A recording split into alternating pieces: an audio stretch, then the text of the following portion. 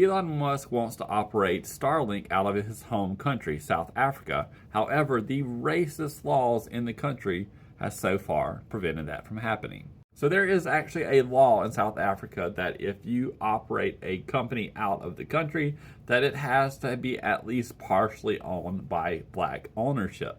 And that law states that you have to sell 30% equity to that new black owner. However, South Africa is trying to change this, and they're going to allow companies, instead of having to sell equity to a black owner, they are instead going to have to invest in disadvantaged communities. Now, critics say that if the black ownership rules is put to the side for companies like Starlink, then it will undermine efforts to address racial disparity rooted in apartheid. And I don't want to make light of what happened in South Africa or any of these countries that have had apartheid regimes in their countries, because that is ridiculous and it is terrible and it should have never happened.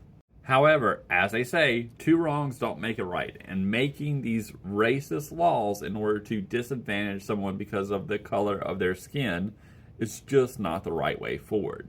And I do think that making these companies that want to invest in your country have to actually invest in that country through like disadvantaged communities or through, programs that help people of your country, other than just having, hey, you have a new Starlink satellite system that you can pay for. I think making them actually have to invest in the country is actually a good policy.